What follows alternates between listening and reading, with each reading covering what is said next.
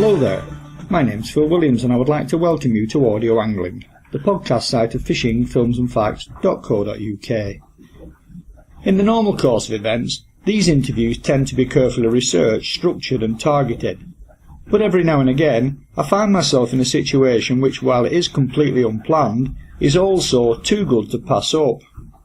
One such a situation was meeting up with Tammy Fisher at Brancaster Staithe on the North Norfolk coast, while covering an inside information feature for Boat Fishing Monthly aboard Adam Wright's 12-metre cat, Katie Louise. I know there are a few women already involved in offshore boat fishing, mainly in America, though there is also Murray Gavin Hughes at Clew Bay on the west coast of Ireland, whose achievements aboard her own charter boat Shamrock, not to mention the many medals she's won representing her country, are second to none. But I've never actually met one here in the UK before, until of course today. Tammy Fisher, 21 years old, from North Norfolk. I've grown up in Brancaster. I've been fishing since I was about 6 years old. Used to go along the coast on the beach fishing with my dad. And then I went away to college, studied more in gamekeeping, came back, got this job in the end. Adam offered it to me. I've enjoyed it ever since. Enjoyed the fishing side and meeting new people. Now Brancaster Staithe, as I'm fast coming to terms with, is an unusual sea angling venue on a number of fronts. First off, it's a quaint little country village set at the head of a muddy tidal creek. But as you walk down the road towards the water, it suddenly transforms itself into yacht world. There are boats literally everywhere. Rarely ever seen such a busy little place.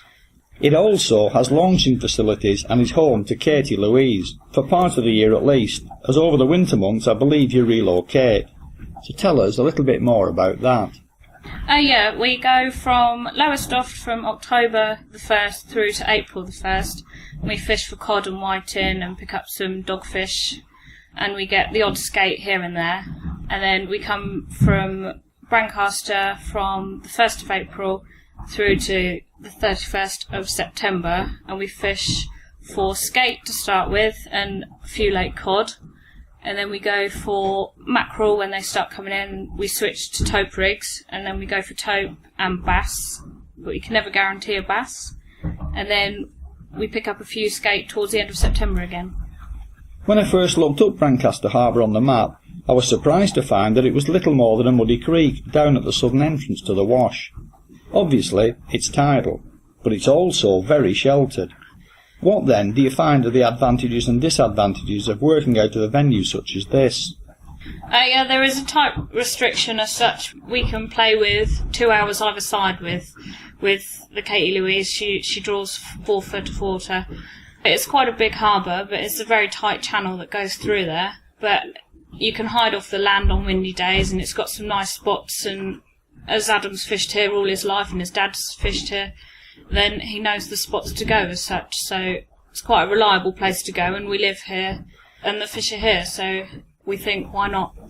Would it be fair to describe it then as more of a sailing orientated venue, and more certainly a place to expect to have to battle your way through crowds of people, cars and boat trailers, certainly on a nice summer day such as this?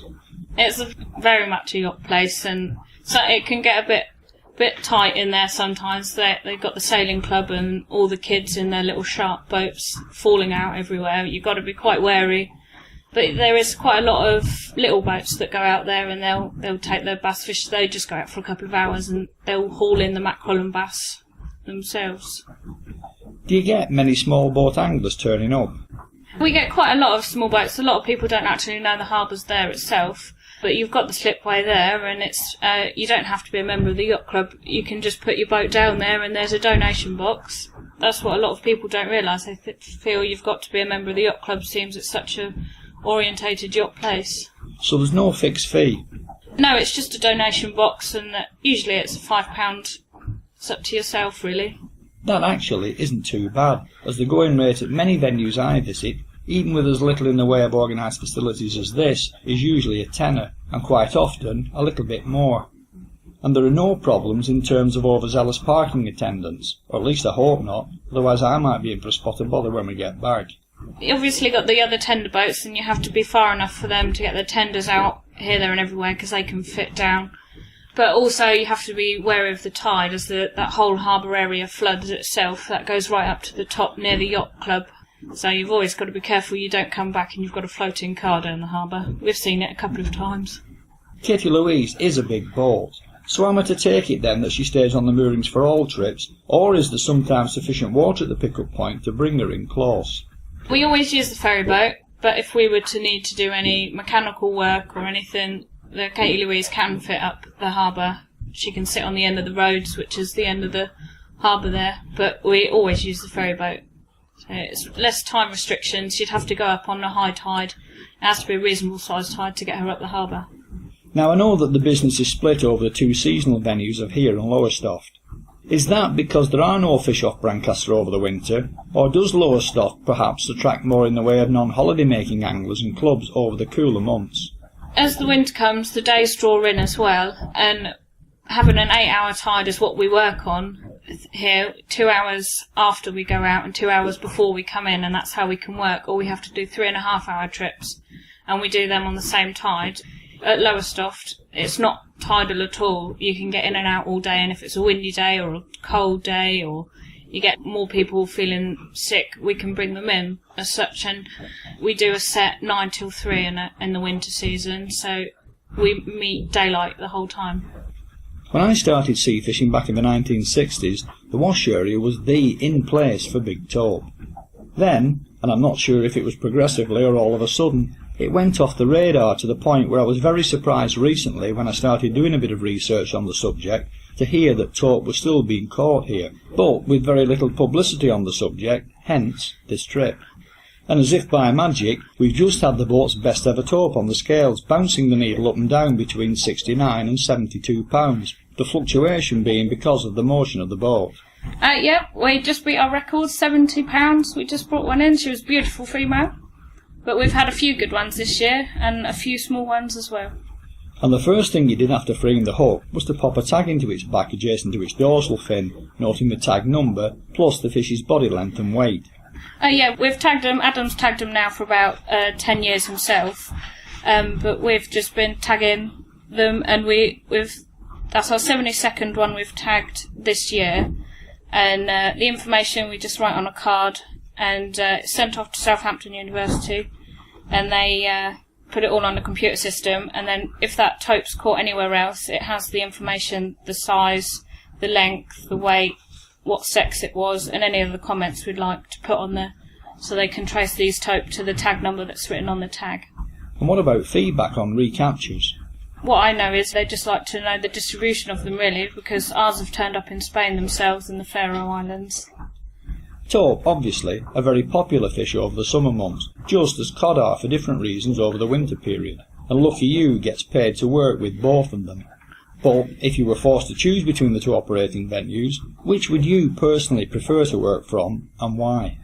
Personally, myself, Brancaster's a lot easier because I live 2 miles down the road, and it's warmer weather. Tell us now a bit about the practical side of what you do on board. I'm the deckhand, really. I just look after the customers, take their fish off, and make sure everything's okay on the boat. Do the tackling, the bait, and make sure that everything's under control. You must obviously have good sea legs then. It took a while. First couple of months I was a bit on edge, and then got used to it. You grow out of it, really. On edge in what respect? The job itself, or wondering if your stomach was up to it? Nervous to start with, and then seasickness. Lowestoft has a different kind of swell to this Norfolk coast. So currently you work out on the deck, but do you perhaps at some stage or other have ambitions to work inside the wheelhouse too, taking full control of the boat and the trip?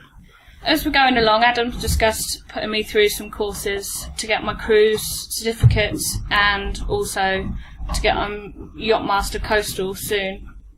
I quite like being hands-on, really, but you never know what comes on along in the future. And how long have you been doing the job now? Since December 2009 started, so a year and a half over. So that takes in a winter as well as a summer? I started in the winter and came right through. It was just a couple of days when we first started. We got some icy days, and then I've just been full-time ever since, really. And in addition to this, do you still actually fish? either in your own time or when the opportunity arises, if it ever does, in the normal course of a chartering day. We quite often have a go mackerel fishing at lunch times when the customers come inside, but if there's a spare rod and spare space and it's not in the way, I'd love to put a rod out, and last year I caught 3 myself on a spare day we had to play with. So usually we have quite a lot of customers that need a hand, and I'm always there to help them out. Now so far, the main angling talk has all been about the summer tope. So are tope the main target species here because that's what the customers want, or that they really are the dominant species here? This year we've done quite well ourselves. We've had 71 tope so far. We missed the skate season as we were doing some survey work on the wind farms. But from Adam's knowledge, he's told me the year before I started and previous years they used to have 20 tope a day and 30 tope. From the data you record for the shark tagging programme, have any patterns shown themselves in terms of bias between the sexes, suggesting, say, lots of females which do tend to eat bigger fish, or maybe pack males at certain times of the year? Are there any patterns at all that you could put your finger on? The start of the season, the tope coming quite early we noticed this year, as the mackerel did. June was the first tope we got, and for the first sort of 40 we got on board, there was only 3 females and the rest were males, and the females have come in recently and the females have been a lot larger, and we've noticed that a lot of them are still pregnant. 3 things I immediately picked up on when the anchor went down was the relatively shallow nature of the area on the sounder, though we are fishing down towards the base of an inlet into the wash, the speed of the water at peak flow on what is a middle range tide, and the end tackle on the rods provided for the anglers on board, as it is midweek slap in the middle of the August holiday season. So while trying to balance customer experience with the need to produce the goods, preferably big tope, what is the tactic most often used? We tend to just go up tide really, but we have customers that come on, they like to try their own tactics and their own tackle, but we have our set standard of what we use, and it tends to work. One thing you notice through experience is that higher tackle carried on board charter boats does tend to be chosen specifically to resist inexperience and abuse. It needs to be robust enough to withstand a lot of mistreatment, particularly down at the business end. So I was a little surprised to see braid on the reels, which is less forgiving in the wrong hands than mono, because it has no stretch to cushion the hold of the hook, though this particular braid looks heavy enough not to part. I also noted that the wire traces are not backed up by a rubbing length of mono. Again, presumably because the braid is so heavy duty. It's just how the boat's worked itself really. We don't really have that much of an issue. We have the 80-pound braid itself, and I think the wire trace is about 120 pounds break-in strain. And we've just got the wire trace on there for the tope's teeth really. Sometimes the tope whack their tail round, but they tend to break any sort of line with how rough their skin is. But we've never really had a problem, so it's just the way I've been taught, and that's the way it works for us. And the braid on the reels? We tend to use the braid. We find braids a lot easier to untangle. We get quite a few birds' nest in our reels. We find that comes out a lot easier. But with myself being on deck as well, we tend to tell them to take it steady when they reel them in, and we make sure they don't strike. And it tends to work. We don't often have that many snap off, and if we do, we'd make that change to try different tactics. And if it was your rod, what would you prefer it to be fishing for? I like a nice bit of cod to eat, but I like the fight with a tope myself. The future ambition then is to get all the necessary paperwork in place to become not so much the man, but the person at the wheel. I will be a woman at the wheel one day. And that's the ultimate aim then, is it? Hopefully, yeah, soon. And if it does all fall into place, would you necessarily want to keep working out of Brancaster? There are plenty of other good UK venues, though with a £70 tope on board today, plus another not that far short of 60, there are probably a lot more worse places too. I've been a couple of places in the UK. I've only ever fished on the Norfolk coast as such, or Suffolk coast as well.